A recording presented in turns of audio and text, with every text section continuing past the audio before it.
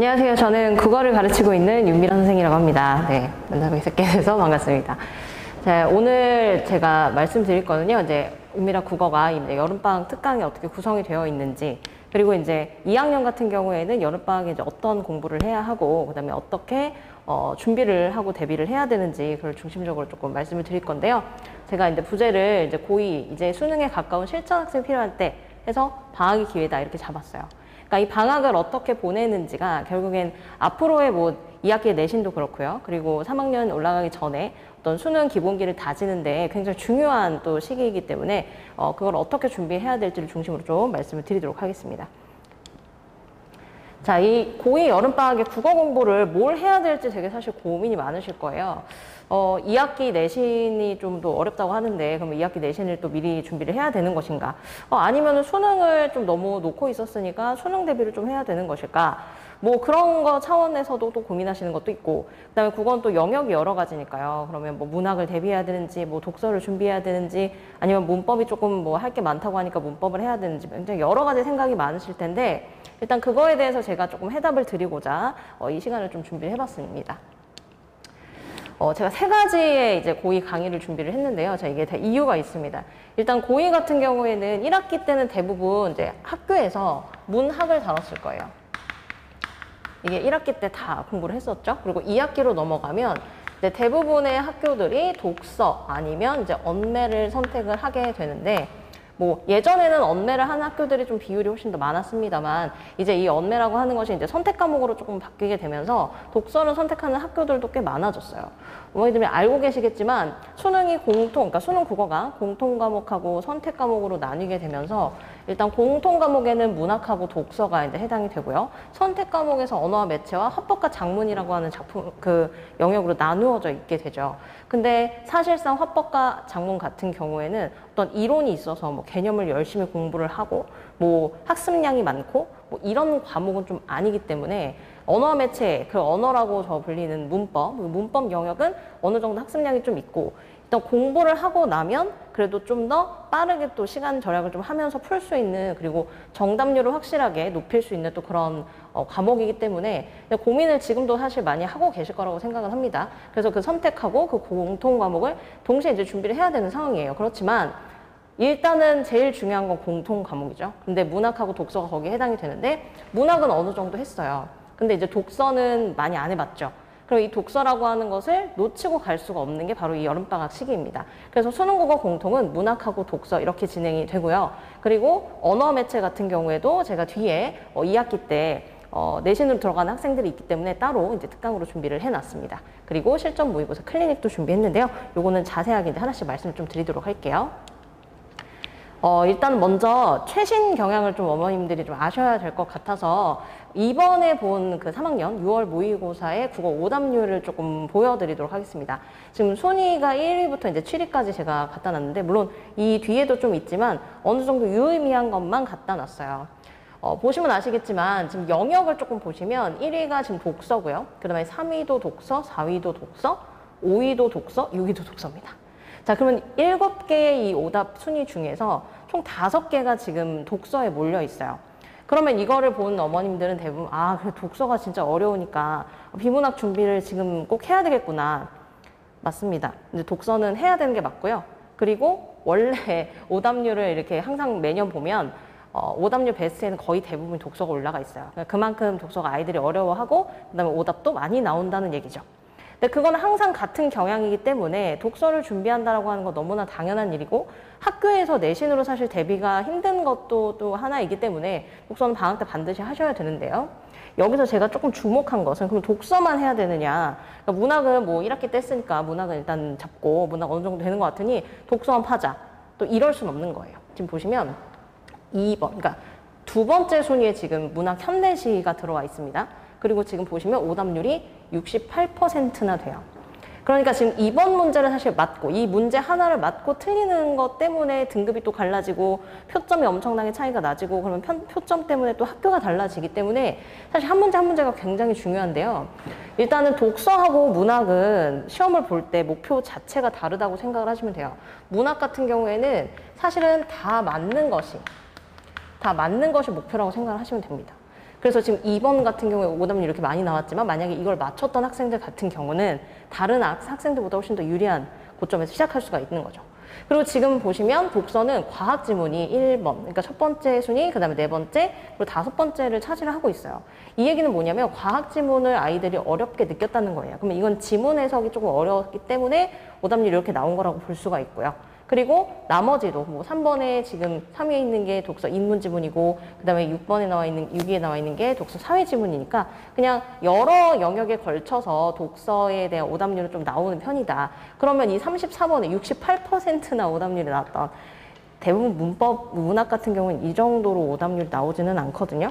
그럼 어떤 이제 문제가 있었는지 한번 볼게요. 그리고 이것도 한번 말씀드릴게요. 7위에 보면 언매가 있는데요. 여기도 지금 매체에 해당이 되는 거예요. 언어는 문법이고 매체는 이번에 이제 새로 들어온 영역인데 아이들이 아무래도 익숙하지 않다 보니까 오히려 오답이 여기서 나왔다. 이렇게 보실 수 있을 것 같아요.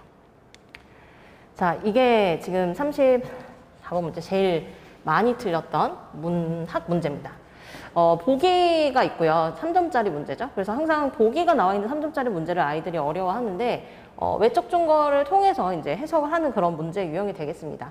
뭐 읽어보시면 더 좋겠지만 제가 일단은 하나만 답에 해당되는 것만 보여드릴게요. 지금 적절하지 않는 걸 찾는 문제예요. 여기 보시면 적절하지 않은 것을 해놓고 보기와 이제 같이 넣어가지고 해석을 하는 그런 문제인데. 자, 김기름의 연륜이라고 하는 아이들한테는 많이 알려져 있지 않았던 그런 작품이고 2번이 이제 틀린 것에 해당이 되는 거예요. 근데 일반적으로 이제 학생들이 평소에 이제 예전의 것을 가지고 공부를 할 때는 대부분 긍정적인 시험, 그리고 부정적인 시험 이렇게 공부를 하게 되죠. 이렇게 공부를 해서 맞출 수 있는 문제가 많은 것도 사실입니다. 그죠? 근데 이게 오답률이 높았던 이유는 단순하게 우리가 여태까지 공부했던 단순한 긍정, 부정만으로 풀리지 않는 문제였기 때문에 그랬던 거예요. 보시면 자, 여기서 주름 잡히는 연륜마저 끊어버리고 그 다음에 나도 또한 불꽃처럼 열렬히 살리라 라고 나와 있어요. 근데 주름 잡히는 연륜마저 끊어버린다라고 했으니까 여기서 자기가 살아왔던 이 연륜이라고 하는 걸 부정적으로 인식한다는 걸 알 수 있고요. 그 다음에 나도 또한 불꽃처럼 열렬히 살겠다라고 얘기했으니까 긍정이니까 불꽃은 긍정이네까지는 연습이 어느 정도 되어 있는 학생들은 읽을 수 있어요. 그래서 2번 선택지를 본 거죠. 가에서 불꽃을 긍정적인 이미지로 표현한 것은 자, 여기까지 끊어보고 아, 불꽃이 긍정적인 이미지구나, 맞구나 하고 넘어갑니다. 주름 잡히는 연륜에 결핍되어 있는 이 결핍이라고 하는 요소는 보기에서 충분히 설명해줬기 때문에 아이들이 문제를 풀면서 결핍 이렇게 하고 넘어갈 거예요. 자, 그 결핍되어 있는 속성을 끊을 수 있는 수단이라는 의미로 재해석한 것이겠군. 그러면 저게 긍정적인 거니까 뭐 긍정적인 것 때문에 아까 끊어버린다고 했으니까 끊어버리는 수단이겠네 하고 맞다고 하고 넘어갈 수가 있다는 거죠. 자, 그런데 얘가 틀린 거라고 했잖아요. 적절하지 않은 거라고 했는데 자, 주름 잡히는 연륜에 결핍되어 있는 속성이 분명히 있죠. 근데 여기서 끊을 수 있는 수단이라고 하는 거는 결국에는 불꽃이라고 하는 걸 통해서 이 연륜을 끊을 수 있다는 건데 여기에 맥락을 잘 살펴보면 자, 주름 잡히는 연륜마저 끊어버리고예요. 그럼 버리고 난 다음에 그 다음에 내가 불꽃처럼 살겠다는 거지 이걸 수단으로 해가지고 저걸 끊겠다는 얘기를 하지는 않았던 거예요. 그러니까 이런 어떤 맥락적인 요소까지 파악을 해야지 맞출 수 있는 이런 조금 까다로운 문제들 그런 것들이 이제 출제가 되기 시작했다는 얘기입니다. 예전에 이렇게 나눠질 때, 그러니까 공통 과목하고 선택 과목하고 나눠질 때 많은 분들이 좀 예상을 했습니다만 선택 과목보다는 공통 과목이 조금 어려워질 가능성이 높다 이렇게 얘기를 했었거든요. 근데 문학은 상대적으로 독서에 비해서 그렇게 난이도가 높게, 그러니까 오답률이 높게 출제가 되지 않았기 때문에 학생들이 문학을 특히나 어려워하는 학생들 별로 빼고는 그냥 일반적으로는 독서에 조금 더 이제 좀 틀리는 그 문제가 많이 나오는 그런 비중이 있었는데 문학은 지금 다 맞는다는 목표를 세워도 이렇게 틀릴 수 있는 그 가능성이 좀 있다는 거죠. 그러면 이런 거를 좀 뭔가 보완하기 위해서 문학이라고 하는 거를 이제 1학기 때 어느 정도 배웠으니까 그걸 좀 다지면서 심화시키는 그런 단계가 좀 필요하다고 보시면 될 것 같아요. 그래서 결국에는 독서에만 집중한다거나 아니면은 문학만 집중한다거나 이런 것이 아니라 그 두 가지를 다 적절하게 섞어서 그리고 최대한 수능의 어떤 그 사고력에 맞게 공부하는 게 필요하다고 할 수 있어요. 그리고 제가 아이들한테 계속 좀 우려 섞인 이야기를 많이 하는데 내신 공부를 하다 보면 아무래도 조금 좀 지엽적이고 그다음에 선생님의 어떤 해석에 맞는 주관적인 학습을 할 수밖에 없게 되거든요. 그렇게 되면 본인이 원래 가지고 있었던 개념이나 아니면은 뭐 그런 이론들 같은 것들도 좀 흔들릴 수가 있어요. 근데 계속 그런 식으로만 접근을 하다 보면 결국에 잘 풀던 어떤 모의고사 문제 유형도 또 틀린 답을 자꾸 고르게 되고 이런 경향이 좀 생기기 때문에 그래서 다시 수능적인 사고로 약간 교정을 해줄 수 있는 그런 수업이 필요합니다. 그래서 지금 제가 여기서 말씀을 드리는 건 수능국어 공통이라고 이야기를 했고요. 그리고 문학 독서라고 얘기해 놓은 것은 단순하게 그냥 그 문제를 풀어준다는 것이 아니라 아이들이 살짝 흔들리고 있었던 문학적 개념, 약간 주관적으로 흐르거나 지엽적으로 흐를 수 있는 문학적인 것들을 다시 한번 모의고사를 풀 수 있는 좀 객관적인 것으로 이제 옮겨놓고, 그 다음에 독서라고 하는 건 우리가 많이 연습을 하지 않았기 때문에 최대한 지금 현재 상황에 맞는 그런 독서 유형으로 연습을 해야 된다. 이렇게 해서 제가 이렇게 커리를 짜놓은 겁니다. 자, 모든 영역을 다 한 번씩 다룰 수 있게끔 되어 있는데요. 그래서 1주차에는 현대시하고 인문예술 영역, 그리고 고전시가 사회문화, 그 다음에 현대소설, 과학기술, 그 다음에 고전소설, 주제통합, 이렇게 진행이 됩니다. 지금 여기서 주제통합을 좀 잘 보시면요. 예전에 뭐 인문예술, 사회문화, 과학기술 해서 하나만 이렇게 출제가 됐었는데 한두 개를 섞는 그런 새로운 지문이라든지 아니면 그런 것들이 나오기 시작했어요. 근데 그것이 아이들이 연습이 되어 있는 것이 아니기 때문에 낯설게 느끼면 당황하게 되고 그러면 또 실수가 나오고 오답이 또 생기고 그럴 수 있거든요. 그래서 최대한 지금 평가원이 내고 있는 이런 좀 다양한 새로운 어떤 유형들, 그리고 새로운 지문의 구성들, 이런 것들을 또 연습해 볼 수 있도록 제가 또 준비를 했습니다. 근데 결국엔 이 주제 통합이라고 하는 것도 앞에 있는 이런 영역들을 어느 정도 다지고 난 다음에 그것이 섞여 있을 때도 적응이 돼야 되는 것이기 때문에 맨 마지막에 4주차에 연습할 수 있도록 배치를 해놨어요. 그리고 과제 같은 경우에도 이 주차수에 맞게 거기에 해당되는 것들을 연습할 수 있는 과제로 계속해서 제공이 됩니다. 자, 그러면 이제 공통 과목은 그렇게 준비하면 된다는 거 알았고, 그러면 선택 과목은 어떻게 해야 되는 것이냐? 뭐 화작을 준비할 것이냐? 뭐 언매를 준비할 것이냐? 아까도 앞에서 잠깐 말씀을 드렸지만 화작 같은 경우에는 어떤 이론이 대단히 있는 것은 아니기 때문에 화작은 유형으로 연습을 하시면 되는 거예요. 물론 이론이 아예 없는 건 아닙니다. 어느 정도 문제를 풀어야 되는 기본적인 어떤 개념은 있겠지만 그거를 익히는 것은 언매의 학습량하고는 완전히 차이가 나요. 그럼 화작은 내가 항상 그 문제 유형에 익숙할 수 있도록, 체득할 수 있도록 연습을 하는 것이 필요하고요. 그러면 그 화작이라고 하는 것은 어떤 한 부분에, 한 시기에 집중적으로 공부를 한다고 해서 느는 것은 아니라는 얘기죠. 그러면 만약에 내가 화작을 선택하는 게 아니라 언매를 선택했다면 그 언매라고 하는 거는 문법이라고 하는 영역 때문에 학습량이 워낙 많습니다. 그리고 실제적으로 그냥 우리가 학기 중에는 언매를 선택한 학교가 아니라면요. 그러니까 제가 독서를 이제 2학기 때 할 거예요. 근데 언매를 뭐 2학기 때 해주지 않는 학교예요. 그런데 나는 선택 과목으로 언매를 선택을 했어요. 그걸 하려고 마음을 먹었어요. 그러면 사실 할 수 있는 그 기간이 방학 때밖에 없는 거죠. 이게 문법은 그냥 한 번 들으면 될 거라고 생각하시지만 그렇지 않습니다. 문법은 한 2번, 3번 들어야지 어느 정도 완성이 되거든요. 근데 그걸 방학 때 한 번 개념을 정리를 하고 뭐 그 다음에 약간 텀이 있을 때 그때 문제를 좀 풀고 이렇게 하면 어느 정도 유지가 될 수 있는데 너무 많이 쉬어버리거나 아니면 한 번 들었다고 해서 내가 다 알고 있다고 생각하면 오산이에요. 그래서 화작하고 언매 중에서 언매를 선택을 했다면, 그리고 2학기 때 또 언매가 들었다면 더더욱이나 언매를 지금 또 방학 때 준비를 하셔야 된다, 이렇게 말씀을 드릴 수 있을 것 같아요. 일단 6월 모의고사 등급 컷을 좀 이제 보여드릴게요. 이게 지금 언매를 기준으로 이제 언매하고 합법화 작문을 보여드린 건데, 보시면 아시겠지만 언어 매체 같은 경우가 등급 컷이 조금 더 낮습니다. 저 화작을 선택한 학생들에 비해서요. 그 얘기는 바꿔 말하면 동일한 점수를 받았을 경우에 표점이 더 높을 수 있다는 거예요. 그래서 만약에 내가 정시를 준비하는, 정시를 어느 정도 생각하고 있는 학생이다 라고 하면 지금 이 결과를 놓고 봤을 때 합법화 작문보다는 언어 매체를 선택하는 것이 조금 더 유리할 수 있다. 내가 언매를 확실하게 맞출 수 있다 라고 하면 틀리는 개수에 따라서 똑같이 틀렸다고 했을 때 표점이 아무래도 언매를 선택한 학생이 더 높다는 걸 확인을 할 수가 있죠. 자, 그러면 수능국어 선택 과목 언어 매체는 어떻게 진행이 되느냐면요. 자, 1주차에서는 의문, 그리고 형태소, 단어의 형성, 이렇게 진행이 되고요. 그 다음에 항상 매체는 그냥 따로 빼서 안 하는 경우들이 많았어요. 근데 아까 제가 보여드렸다시피 7번째 순위에 해당되는 게 매체였고, 아이들이 매체의 문제에 익숙하지 않기 때문에 시험장에서 딱 맞닥뜨렸을 때 언어는 오히려 문법은 익숙해서 더 잘 풀고 매체에서 조금 고전하는 경우도 있습니다. 근데 그건 매체가 어렵다기보다는 매체를 연습을 많이 안 했고 익숙하지 않아서 그렇게 되는 거거든요. 그래서 최대한 익숙하게 할 수 있게끔 뭐 매체가 어마어마한 뭐 문법처럼 뭐 학습량을 요구하고 이론이 필요하고 그런 영역은 아닙니다만 그래서 그 문제로 연습을 할 수 있게 제가 매체 1, 2, 3, 4 이렇게 다 매 주차마다 넣어놨습니다. 자, 그래서 의문과 형태소하고 단어 형성까지가 1주차고요. 그리고 품사는 제가 2주차에 따로 뺐어요.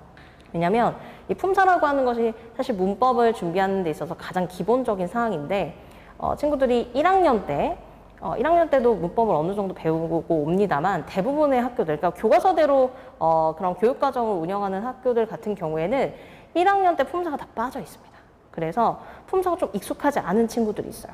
그러니까 1학년 때 다루는 거는 여기서 의문, 그 다음에 여기서 문장 중에서 문법 요소, 그리고 고전 문법 살짝 이 정도 배우고 올라오는 거거든요. 그럼 나머지들 중에서 가장 핵심이라고 할 수 있는 품사가 빠져있기 때문에 이거를 하지 않은 채로 다른 문제를 풀다 보면 계속해서 틀린 것들이 나오게 되고 뭐 문장이나 이런 것들도 다 품사와 연결되어 있는 부분들이 있어서 이해가 조금 잘 안 될 수 있어요. 그래서 품사는 한 주차에 따로 제가 영역을 빼가지고 충분하게 아이들이 학습할 수 있도록 구성을 해놨고요. 3주차에는 이제 문장 파트인데 제가 문장이라고 간단하게 적어놓긴 했지만 여기는 문장 성분과 문장의 짜임 그리고 문법 요소 그러니까 예를 들면 알고 계시는 뭐 시제나 아니면 높임법이나 아니면 피동, 사동 뭐 이런 영역들이 다 들어가 있어요. 그런데 3주차는 그나마 2주차보다 조금 더 빠르게 진행을 할 수가 있는 것은 문장의 요소 같은 경우에는 어느 정도 1학년 때 한번 배웠기 때문에 처음 듣는 개념은 아니거든요. 그래서 그런 것들은 조금 이거보다 속도를 내서 문장 전체를 한번 다루고 넘어갈 수 있도록 구성을 해놨고요.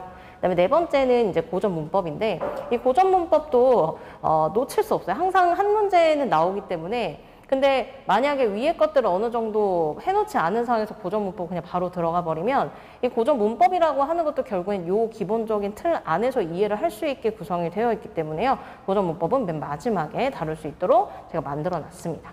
자, 그래서 언어와 매체도 방학 때 만약에 내가 선택 과목을 언어와 매체를 했다면 이번 여름방학을 통해서 준비하는 것도 좋습니다. 왜냐하면 지금 2학년 같은 경우에는 2학기 지나고 나면 결국엔 3학년으로 올라가기 전 단계의 그 겨울방학은 사실 할 게 너무 많아요. 그래서 지금 언어 매체를 한번 다루고 넘어가는 것이 좋다고 한번 추천을 드릴 수가 있겠습니다.